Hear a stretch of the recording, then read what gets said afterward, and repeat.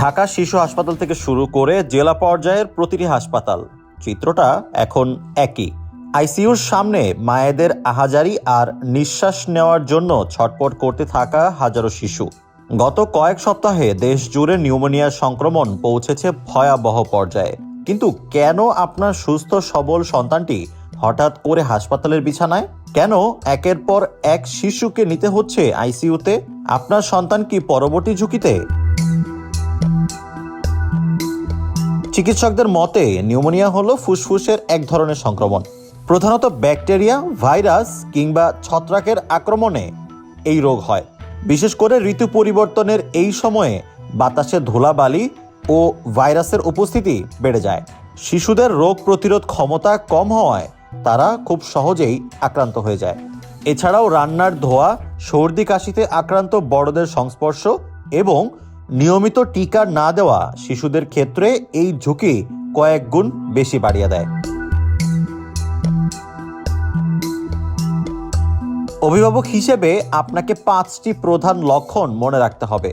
তীব্র জ্বর যা সহজে কমছে না, দ্রুত শ্বাস নেওয়া, অস্বাভাবিক অবস্থায় ঘন ঘন শ্বাস নিচ্ছে কিনা খেয়াল করুন। বুক ডেবে যাওয়া, নিঃশ্বাস নেওয়ার সময় পাঁজরের নিচের অংশ ডেবে গেলে বুঝবেন এটি মারাত্মক অবস্থা। খাবার গ্রহণে অনীহা, শিশু যদি মায়ের দুধ বা সাধারণ খাবার একদমই খেতে না চায়, বিষয়টি খেয়াল করুন।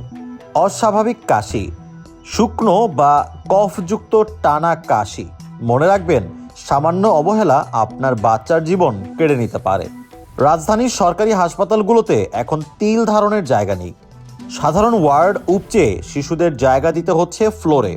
প্রতিদিন গড়ে কয়েক হাজার শিশু নিউমোনিয়ার উপসর্গ নিয়ে আসছে। সব থেকে কষ্টের বিষয় হলো আইসিইউ বেডের জন্য হাহাকার। একটি বেড খালি হওয়ার জন্য অপেক্ষা করছে শত শত অসুস্থ শিশু। বেসরকারি হাসপাতালের খরচ এতই বেশি যে সাধারণ মানুষের পক্ষে তা বহন করা অসম্ভব হয়ে পড়ছে।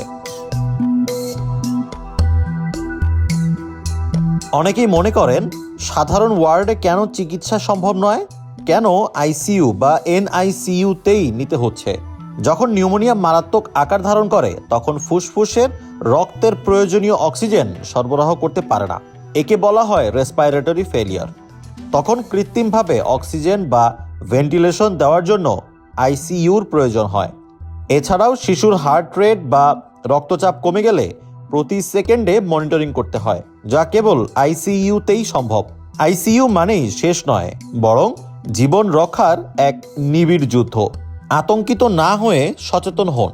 আপনার করণীয়: শিশুকে সবসময় কুসুম গরম পানি পান করান, ধুলোবালি ও বড়দের ভিড় থেকে দূরে রাখুন।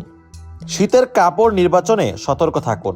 খেয়াল রাখুন ঘাম যেন শিশুর গায়ে বসে না যায়। শিশুর টিকা সময় মতো নিশ্চিত করুন। বুক ডেবে গেলে বা নীল হয়ে গেলে এক মুহূর্ত দেরি না করে নিকটস্থ হাসপাতালের জরুরি বিভাগে যোগাযোগ করুন। আপনার সচেতনতাই পারে আপনার সোনামণিকে রক্ষা করতে। ভালো থাকুক দেশের প্রতিটি শিশু। Desk report, WMZ news, Dhaka.